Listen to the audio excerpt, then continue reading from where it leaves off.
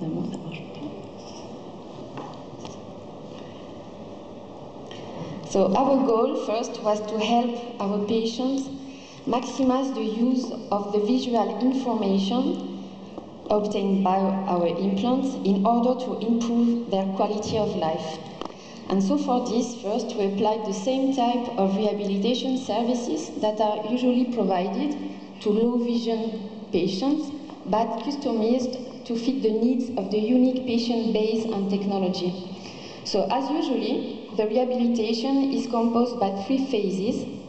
The evaluations, then the establishment of goals adapted to the needs of the patients. It's really important because not all the patients would like to do the same tasks. And then the rehabilitation itself. So now we are talking about evaluation.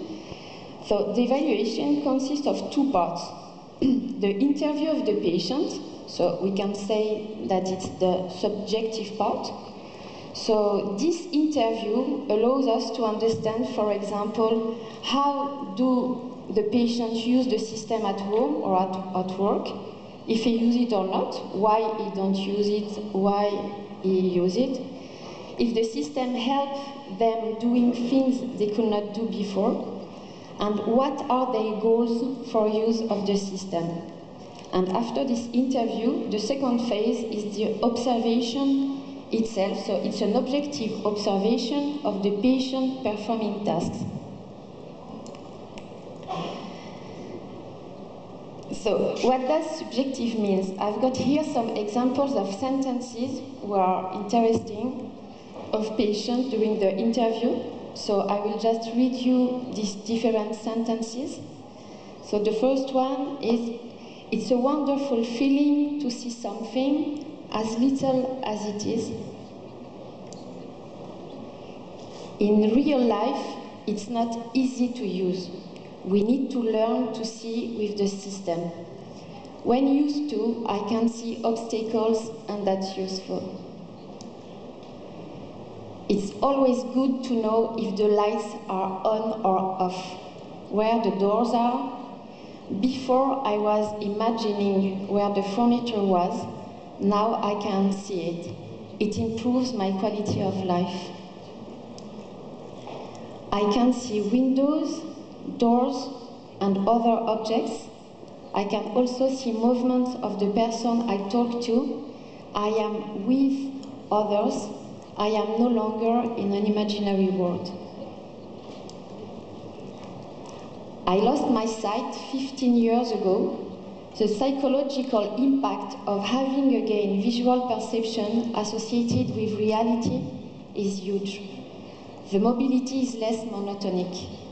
The system is useful for my mobility. We again have visual stimulation from the environment. It allows me to see white lines, zebra stripes, floor markings, everything contrasted, steps, shop windows, sidewalls, edges. So from these examples of sentences quoted by the patient during this interview, several points of view have been raised, for example, functional, zebra stripes, and psychological, like I am with others. And as therapists, we use all the information from this interview to help us to also understand how we can help them and how we can also help the other patient. So now the objective part, so it's the observation. As therapists are used to do, we decompose the assessment into 4 groups. The visual orientation is like using location of lights to determine orientation. The mobility, so it's, for example, avoiding obstacles while walking. The interaction with others, it's, for example, detecting the approach of another person. And activities of daily living, like sorting like from dark laundry or identify food on a plate. So the rehabilitation requires the association of this visual information obtained by the implant with information from other senses. It's really important to understand, like we learned before, that the brain needs also to have other kind of information, like the touch or an auditory feedback, to help the brain integrating information more easily.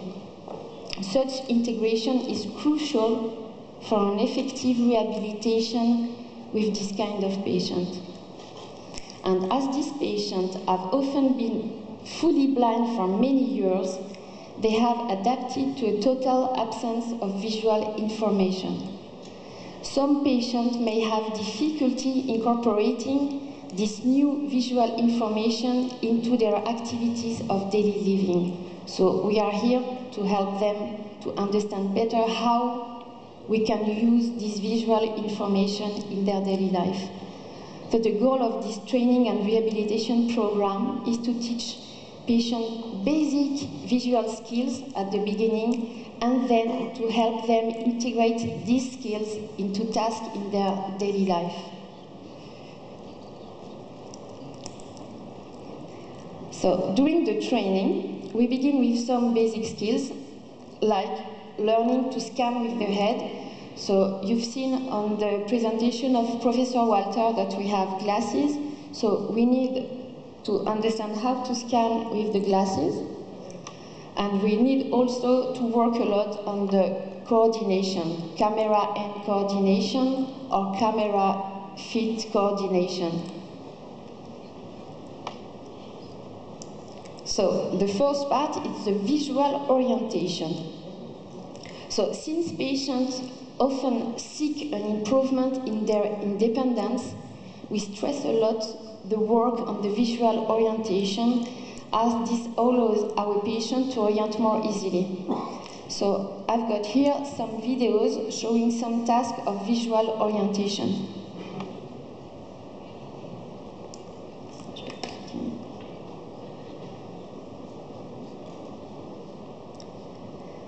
So on this first video, we've got a patient who is in front of a wall and is able, just there.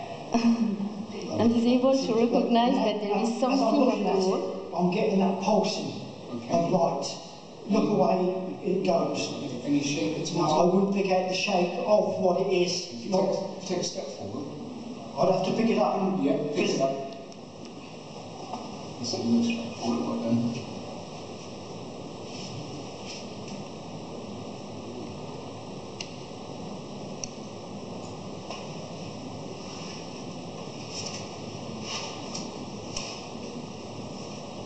And that's across. Okay, so on this video, the patient was able to recognize that there were a card on the wall, and then he bring this card, and he was also able to recognize the shape on the card.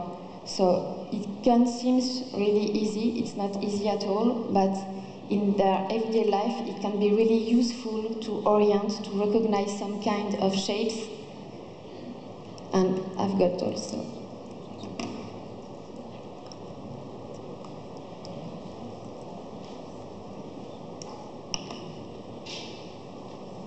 another videos.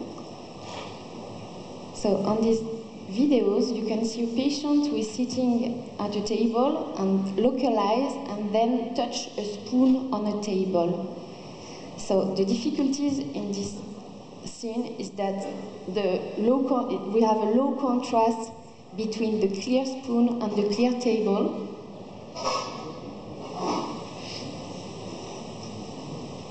So the patient is scanning.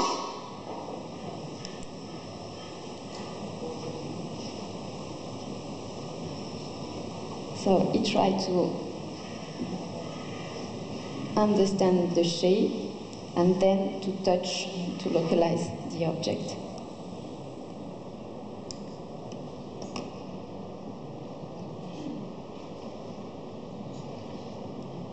So on these videos, it's really interesting because you've got a patient outside. Alors vous montrez juste le côté droit, vous voyez. And the patient can understand the width of a street, localizing the boundaries of the building.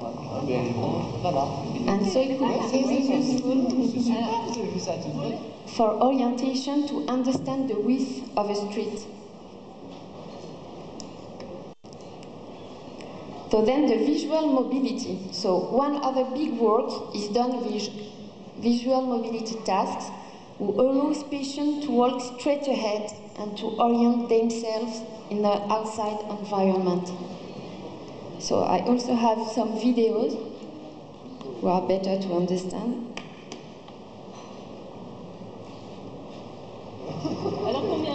So,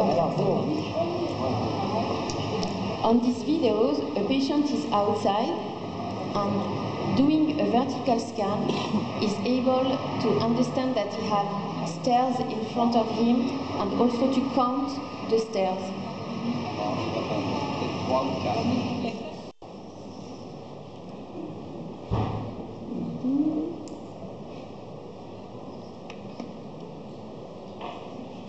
Can you see the lights? Another example of mobility.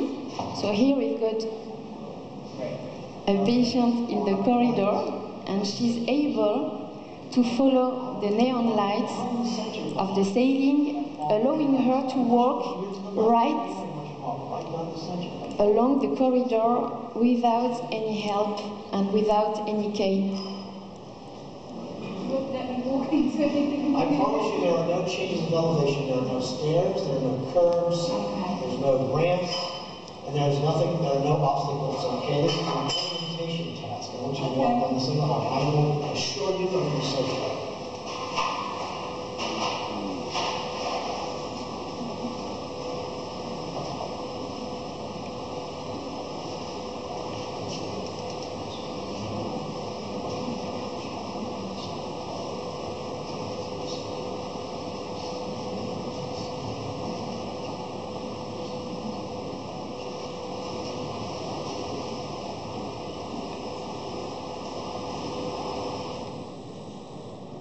Another example of mobility tasks outside. So, on the video, a patient is walking outside and is able to follow a grid on the floor by staying to the right, allowing him to move and to walk right.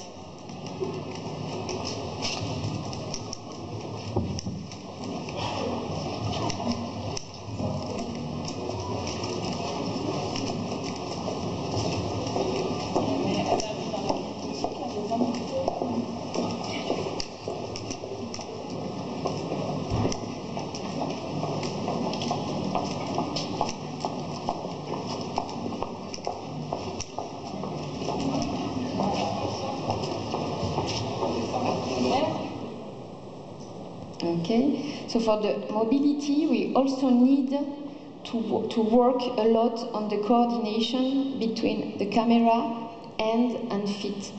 Because usually, even if you have visual perception, you need to confirm and to be more confident using your hand or your feet too. So I have some example of this coordination in mobility.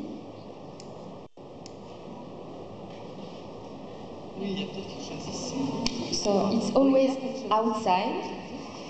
So the patient can detect a drain on the floor, so it's not really contrasted. And to be sure that it's not an obstacle, he can confirm with the cane. And so he understood that it was just a drain. Another example of the needs of the good coordination for mobility.